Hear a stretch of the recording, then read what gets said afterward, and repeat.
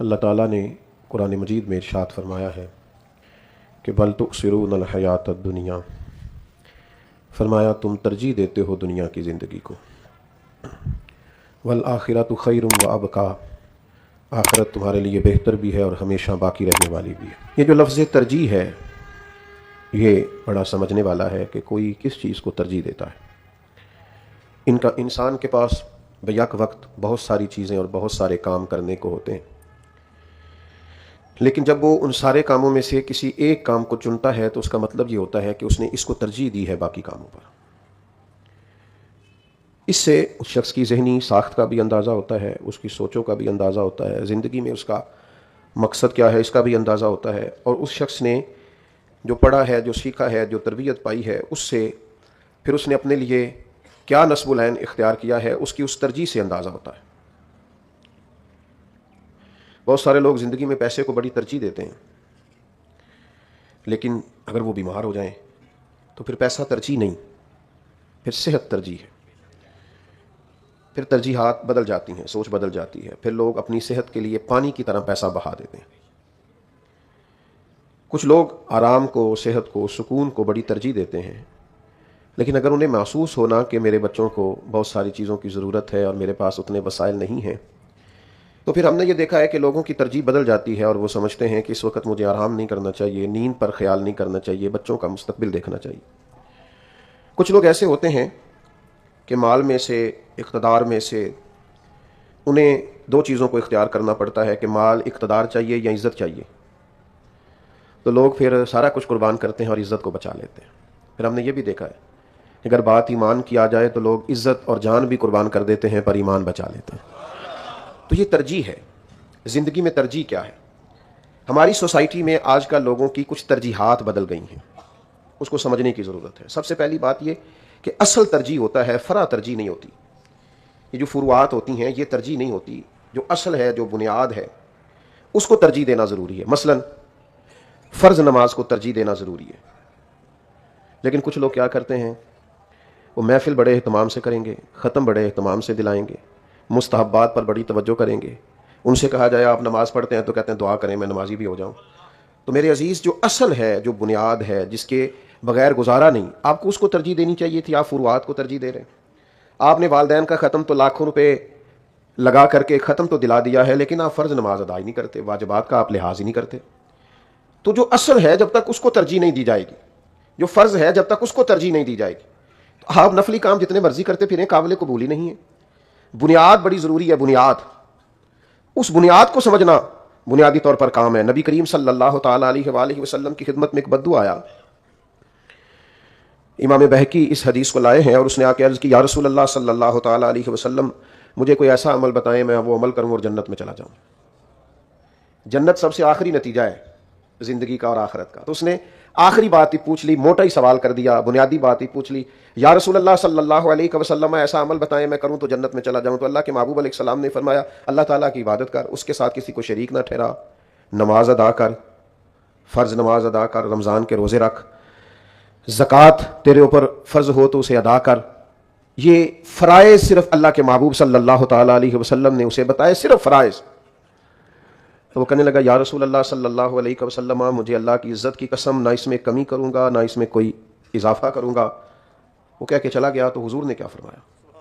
فرمایا کسی نے جنتی کو دیکھنا ہو تو اس کی زیارت کر لو۔ اس لیے کہ اس نے اصول، اس نے بنیاد پر توجہ کی ہے، اصل پر توجہ کی ہے۔ آپ خوب اصالے ثواب کریں، خوب محافل کریں، لیکن جو اصل ہے پہلے اس پر تو توجہ کریں، جو بنیاد ہے پہلے اس پر تو غور کریں۔ اسی طریقے سے پھر فرائض میں بھی ہم نے دیکھنا ہے کہ کچھ چیزیں فرض کفایہ ہے، کچھ فرض عین ہے۔ بعض لوگوں کی فرض کفایہ پر بڑی توجہ ہوتی ہے اور فرض عین کی طرف ان کا گمان نہیں ہوتا۔ اس کی سادہ مثال آپ دیکھ لیں، جتنے لوگ آپ کو جنازے میں ملتے ہیں اتنے فجر میں بھی ملتے ہیں۔ جنازہ فرض کفایہ ہے، ظہر کی نماز فرض عین ہے، لیکن وقت نکال کر لوگ جنازے میں پہنچیں گے، پھر ملاقات بھی کریں گے، اہل خانہ کو بتائیں گے بھی کہ ہم آئے، لیکن جنازہ پڑھنا فرض کفایہ ہے اور نماز پڑھنا فرض عین ہے۔ جو فرض عین ہے اس پر توجہ ہی نہیں، اور جو فرض کفایہ ہے اس پر بھاگ بھاگ کر لوگ عمل کریں گے۔ اسی طرح اقدامی جہاد فرض کفایہ ہے اور والدین کی خدمت فرض عین ہے۔ کچھ لوگ مجاہدوں کی تختیاں تو لگا لیتے ہیں اور گلیوں کے نام تو اپنے نام پر رکھنے کے شوقین ہو جاتے ہیں، لیکن ماں باپ کی خدمت کرنے کو تیار نہیں ہوتے۔ نبی کریم علیہ السلام کی خدمت میں بھی ایک شخص حاضر ہوا تھا اور اس نے اجازت مانگی تھی، یا رسول اللہ صلی اللہ علیہ وسلم میں نے جہاد پہ جانا ہے، مجھے اجازت ہے؟ تو حضور نے فرمایا تیرے والدین زندہ ہیں؟ بلے شاہ سمانی اڈدیاں پھڑنا ہے، تیرے والدین زندہ ہیں؟ یا رسول اللہ صلی اللہ تعالی علیہ وسلم زندہ ہیں؟ تو محبوب نے فرمایا ان کے پاس رہ، ان کے قدموں کے نیچے جنت ہے۔ مصنف عبد الرزاق میں یہ روایت موجود ہے، فرمایا ان کے پاس رہو، ان کے قدموں کے نیچے، ان کے قدموں کے پاس تمہاری جنت موجود ہے۔ لیکن جہاد کے بہت زیادہ شوقین ہونا، اور چلیں تھوڑا سا اور وضاحت کر لیتے ہیں، پیر صاحب کے پاس حاضری ٹائم پہ دیتا ہے، ابا جی کا حال بھی نہیں پوچھتا، جماعت میں چلے لگانے اور تبلیغ کرنے کو وقت پہ جاتا ہے، والدین کا حال ہی نہیں پوچھتا، تبلیغی ڈیوٹیاں کر رہا ہے، فلان جگہ خدمتیں کر رہا ہے، فلان جگہ حاضریاں لگوا رہا ہے، فلان جگہ درویش بنا ہوا ہے، بلے شاہ آسمانی اڈدیاں پھڑنا ہے۔ جہاں گھر بیٹھا انہوں پھڑیا ہی نہیں۔ ترجیح کس چیز کو دینی ہے اس کو سمجھے۔ دین نے بنیادیں فراہم کی ہیں، ان بنیادوں کو سمجھنے کی ضرورت ہے، لیکن ہم چیز پر غور ہی نہیں۔ میرے پاس نا ایک دفعہ دو دوست آ گئے تو آگے کہنے لگے فلسطین جانے کا کوئی راستہ بتائیں۔ تو آپ کو پتہ ہے جذبات اللہ کے فضل سے سب کے ہیں ان مسلمانوں کے لیے، لیکن جانے کا کوئی راستہ موجود نہیں ہے۔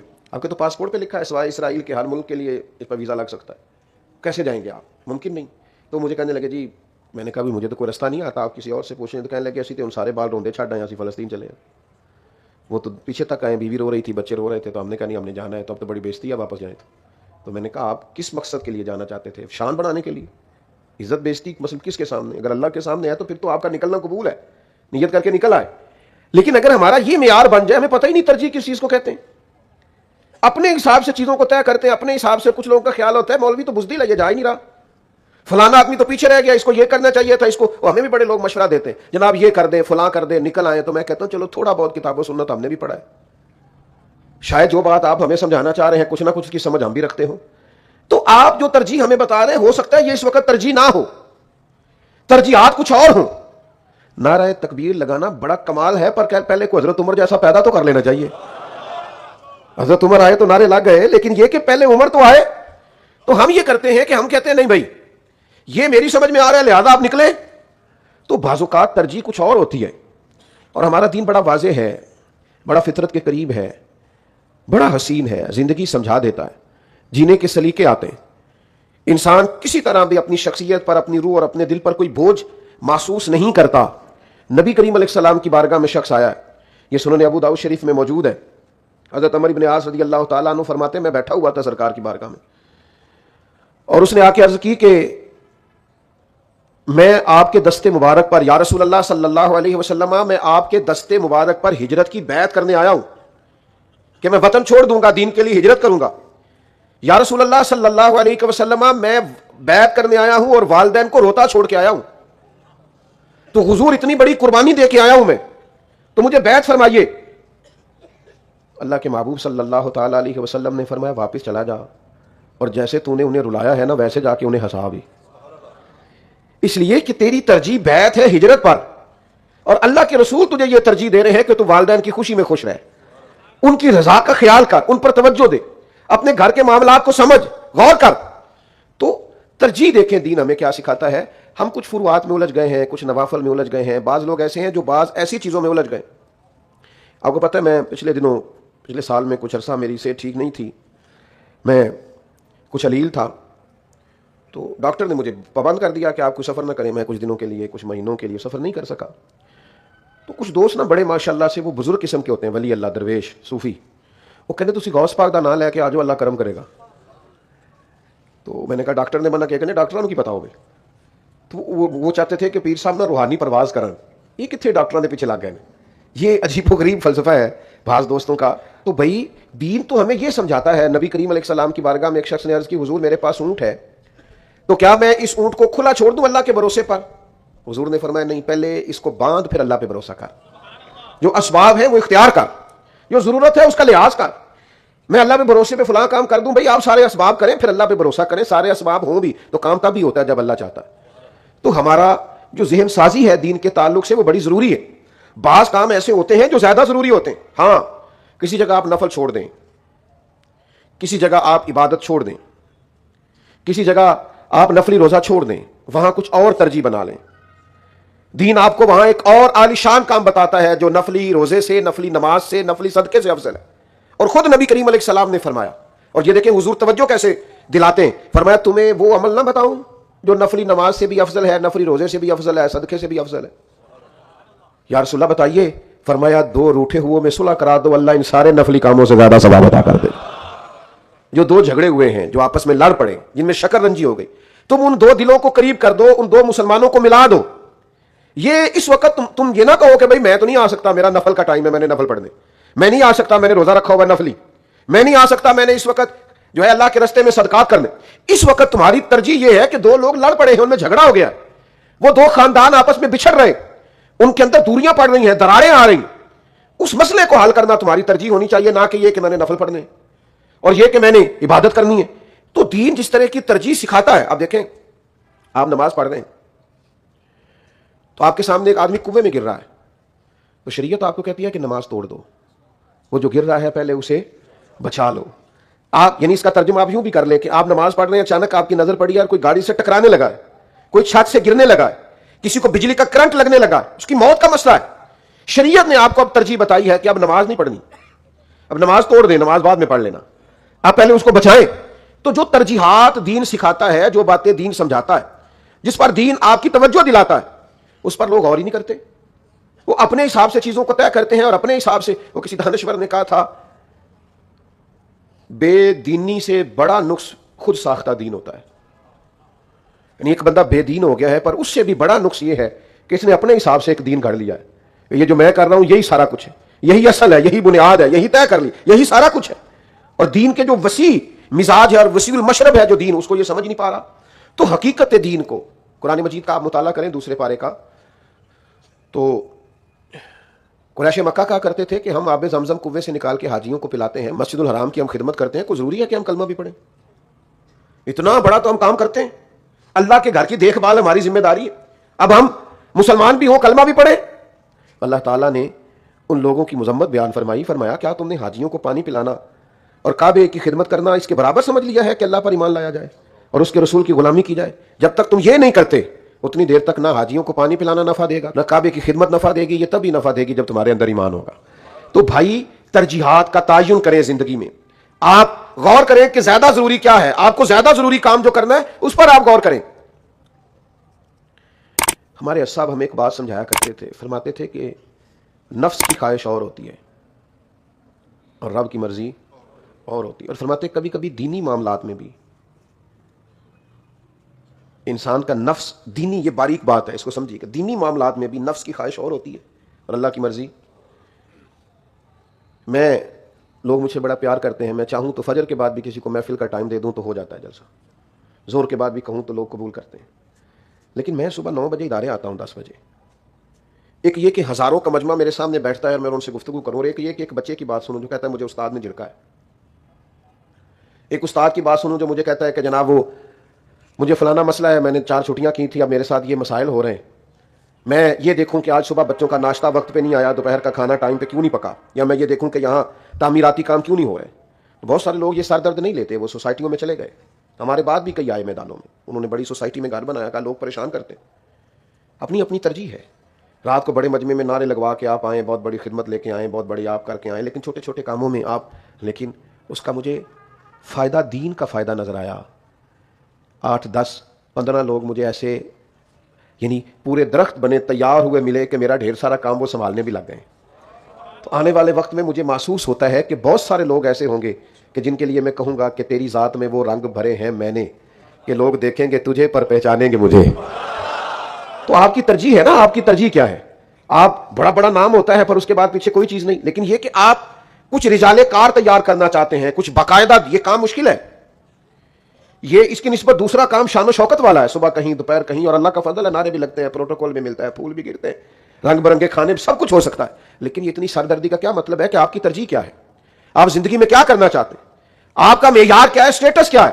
تو ہم بہت سارے کام ایسے کرتے ہیں، وہ میرے ابا جی کہا کرتے تھے کچھ بندیاں دی پالیسی ہوتی ڈنگ ٹپاؤ، آج شام دا ڈنگ ٹپاؤ تے کل ویکھی جائے گی، تو کچھ کہتے ہیں بھئی یہ نہیں ہے، منصوبہ بندی صحیح کرنی چاہیے، بچوں کے مستقبل کے بارے میں تھوڑا سوچنا چاہیے، غور کرنا چاہیے۔ تو ہم نے دیکھنا یہ ہے کہ ترجیح کیا ہے۔ اسی طرح دین ہمیں یہ کہتا ہے کہ کچھ کام ایسے ہیں جو دائمی کرو، ہمیشہ کرو، ایسا نہ ہو کہ ایک دن تو 100 نفل پڑھ لیا، اگلے دن 5 نمازیں بھی نہیں پڑھی، یہ معیار نہ ہو کہ ایک دن تو 10 پارے پڑھ کے اٹھنا ہے اور اگلے دن ایک رکوع بھی نہیں. نبی پاک علیہ الصلوۃ والسلام فرماتے ہیں اللہ تعالیٰ کو وہ عمل زیادہ پسند ہے جو تھوڑا کیا جائے پر روز کیا جائے, استقامت کے ساتھ کیا جائے. ترجیح استقامت کو دیں. آپ طے کریں کہ آپ کتنا کر سکتے ہیں, اسی کو کریں اور پابندی سے کریں. اس کو ترجیح دیں, بہت زیادہ چیزوں کو ترجیح نہ دیں, مقدار کو ترجیح نہ دیں, معیار کو ترجیح دیں. نبی پاک علیہ السلام مسجد نبوی شریف میں آئے تو ایک ام المومنین کے بارے میں حضور کو بتایا گیا کہ یا رسول اللہ صلی اللہ تعالی علیہ وسلم, مومنوں کی ایک ماں نے مسجد نبی کے 2 ستونوں کے درمیان رسی باندھ لی ہے. ان کا خیال ہے کہ جب تک میں نفل پڑھتی رہوں گی رات بھر اور جب تھک جاؤں گی تو میں رسی کا سہارا لے لوں گی, پر آج میں نے ساری رات ہی نفل پڑھنی. اللہ کے محبوب نے وہ رسی کھول دی, فرمایا اس کو کہو جتنی دیر طبیعت لگے اتنی دیر پڑھ, بعد میں آرام کر. میں نے ساری رات ہی کام کرنا ہے, میں نے یہ بھی کرنا ہے, میں نے وہ بھی کرنا ہے. او بھائی, ترجیح آپ استقامت کو دیں زندگی میں. آپ ایک کام کریں پابندی کے ساتھ کریں, استقامت کے ساتھ کریں, مضبوط فکری توانائیوں کے ساتھ کریں. ہم نے دیکھا ہے زندگی میں لوگوں کی ترجیحات روح دین سے مطابقت نہیں کرتی. دین کا جو مزاج ہے, شریعت کی جو روح ہے, اس کے ساتھ مطابقت نہیں کرتی لوگوں کی ترجیحات. لوگوں کی اور کچھ ترجیحات ہیں, اور کچھ پالیسیز ہیں, لوگ کچھ اور کرنا چاہتے ہیں. اپنے حساب سے چیزوں کو لوگ ترتیب دیتے ہیں اور اسی کو دین سمجھتے ہیں اور اسی پر عمل کرتے ہیں. ان کا اپنا ایک رویہ ہے, اسی حساب سے وہ چلتے ہیں. تو بھائی دین کے مزاج کو سمجھیں گے اور دین کے مزاج کے مطابق آپ آگے بڑھیں گے. پھر اسی طرح سے شریعت اسلامیہ کہتی ہے کہ آپ کو جب حقوق ادا کرنے ہوں گے تو آپ کو ترجیح حقوق العباد کو دینی ہے. آپ نے یہ دیکھنا ہے کہ میرے ذمہ بندوں کا کوئی حق باقی نہ رہ جائے. ہمارے ذمہ اللہ نے حقوق رکھے ہوتے ہیں, ماں باپ کے, پڑوسیوں کے, بہن بھائیوں کے, بیوی بچوں کے, شاگردوں کے, مریدوں کے, استادوں کے, مشائخ کے, اللہ نے رکھے ہوتے ہیں. لیکن ہم نے سمجھ لیا سارے حق موبائل کے ہی ہیں بس, اور کوئی حق ہی نہیں. کیوں جی؟ تو اسی پر ہی ساری توجہ زندگی میں لگا دیتے ہیں. بھائی ہمارے ذمہ اللہ نے حقوق رکھے ہیں, ایک ایک کر کے ان سارے حقوق کو ادا کریں, ذمہ داریوں کا احساس کریں. آپ یہ دیکھیں کہاں انسان کا ایمان, کہاں اس کا پڑوسی. لیکن نبی پاک علیہ السلام نے فرمایا جس نے پیٹ بھر کے کھانا کھایا اور پڑوسی بھوکا سویا رہا میں اسے مومن ہی نہیں مانتا. کہاں کوئی شخص کا کسی کا بیمار ہونا اور کہاں اس پر اللہ تعالیٰ کی رضا اور رب کریم کا حکم آنا. ان لفظوں پر غور کریں, شاید اس انداز کے دوسرے لفظ کسی حدیث میں موجود نہ ہو. نبی پاک علیہ الصلوۃ والسلام فرماتے ہیں قیامت والے دن رب فرمائے گا کہ مجھے کھانے کی ضرورت تھی تو نے کھانا نہیں پہنچایا, مجھے پینے کی حاجت تھی تو نے پانی نہیں پہنچایا, میں بیمار تھا تو میری تیمارداری کو نہیں آیا. او کما قال نبی صلی اللہ تعالی. بندہ عرض کرے گا مالک تو کھانے سے بے نیاز, پینے سے بے نیاز, پہننے سے بے نیاز, بیمار ہونے سے بے نیاز, ذرا اتنی بڑی بھی حقوق العباد کی کوئی نزاکت ہو سکتی ہے کہ حضور فرماتے ہیں رب فرمائے گا وہ جو تیرے پڑوس میں بندہ بیمار تھا اور تیرے قریب جو بندہ بھوکا تھا اور تیرے قریب جو بندہ پیاسا تھا اور تیرے قریب جو بندہ لباس سے دور تھا, تو نے اس کی طرف توجہ ہی نہیں کی, تو نے غور ہی نہیں کیا, بندہ تو میرا ہی تھا. تو رب کہتا ہے میں بیمار تھا تو تیمارداری کرنے نہیں آیا. ہم اس معاملے میں باریک ہوتے ہی نہیں, چیزوں کو سمجھتے نہیں کہ حقوق العباد کا مسئلہ کس قدر زیادہ نازک ہے. اس پر بہت زیادہ لاپرواہی کی جاتی ہے, بہت زیادہ. لیکن یاد رکھنا کسی بزرگ کے مزار پر ایک چادر بھی کافی ہوتی ہے. اس سے زیادہ بہتر یہ ہے کہ آپ کچھ غریبوں کو نیا لباس لے کے دے دیں اور ان بزرگوں کو اصال ثواب کر دیں. آپ اس کے لیے دیکھیں تھوڑی کم پکا لیں. میں سیلاب آیا ہوا تھا نا پچھلے دنوں, تو مجھے ایک پیر صاحب نے دعوت دی کہ آپ ہمارے عرس پہ آئیں. تو میں نے ان کی خدمت میں عرض کیا کہ آپ کا بہت بڑے پیمانے پہ عرس ہوتا ہے پر میں تو ادھر جا رہا ہوں ذرا سیلاب زدگان کی طرف, مجھے سفر کرنا ہے. تو کہنے لگے وہ ہمارا سلسلہ ہے. تو میں نے کہا میرا ایک مشورہ ہے آپ عرس وہاں جا کے منا لیں, ساری دیگیں وہیں پکا لیں.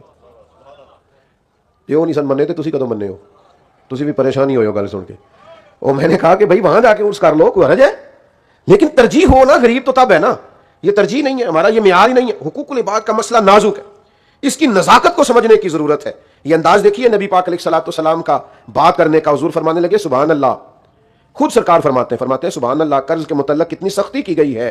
اللہ کے حبیب فرمانے لگے اس ذات کی قسم جس کے قبضے میں میری جان ہے, اگر ایک آدمی راہ خدا میں شہید ہو پھر زندہ کیا جائے, پھر شہید ہو, پھر زندہ کیا جائے, پھر شہید ہو, پھر زندہ کیا جائے راہ خدا میں. حضور کہہ رہے ہیں راہ خدا میں, یعنی واقعتاً وہ راہ خدا میں ہے, پر شہید ہوا, پھر زندہ ہوا, پھر شہید ہوا, پھر زندہ, 3 دفعہ فرمایا.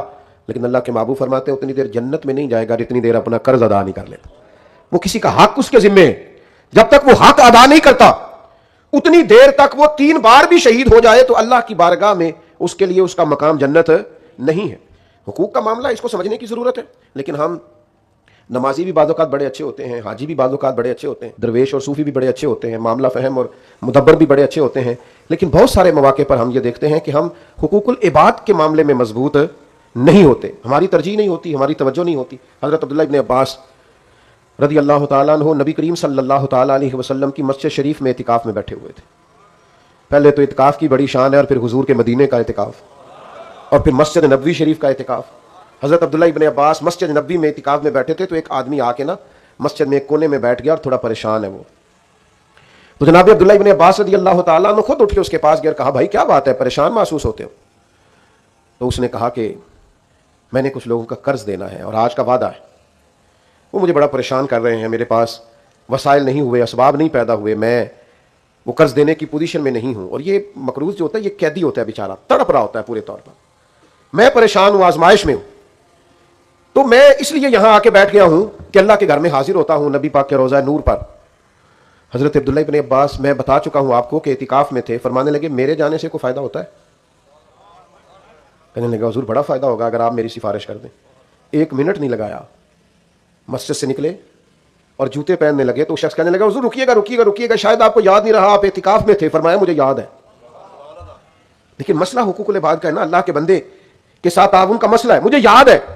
تو حضرت یاد کے باوجود اعتکاف توڑ رہے ہیں۔ تھوڑی دیر کے لیے خاموش ہوئے جناب عبداللہ ابن عباس رضی اللہ تعالیٰ عنہ، پھر ان کی آنکھوں میں آنسو آئے اور پھر وہ ارشاد فرمانے لگے کہ ابھی زیادہ وقت نہیں گزرا، اس مزار والے محبوب صلی اللہ تعالیٰ علیہ وسلم سے میں نے خود سنا ہے، حضور فرمانے لگے اگر کوئی اپنے مسلمان بھائی کی کوئی مشکل آسان کر دے، اس کی کسی پیچیدگی کو دور کر دے، اللہ کے محبوب فرماتے ہیں اللہ اسے 10 اعتکاف کا ثواب عطا فرمائے گا۔ تو فرمایا میری ترجیح بدل گئی ہے، اب ایک کا ثواب لوں کہ 10 کا لوں؟ تو میں نے سوچا ہے یہی ہے ذوق عبادت کی انتہا ساگر، غم حیات کے ماروں کا احترام کرو، احترام کرو، غم حیات کے ماروں کا احترام کرو۔ تو میرے بھائی ترجیحات کا تعین کریں، پہلے کرنے والا کام جو ہے اسے پہلے کریں، جو فرض ہے اسے پہلے ادا کریں، جو حقوق العباد کا مسئلہ ہے اس پر پہلے توجہ کریں، جو ہماری ذمہ داری ہے اسے پہلے سے اس پر غور کریں۔ آپ نفل کی طرف اس کے بعد بڑھیں گے، فرع کی طرف اس کے بعد جائیں گے، فروعات کا معاملہ بعد کا ہوگا، لیکن اصل اور روح پر آپ توجہ پہلے کریں گے۔ جب تک آپ فرائض ادا نہیں کرتے نوافل کی قبولیت نہیں ہوتی۔ نوافل کی قبولیت کے لیے شرط یہ ہے کہ آپ سب سے پہلے فرائض کی طرف توجہ کریں۔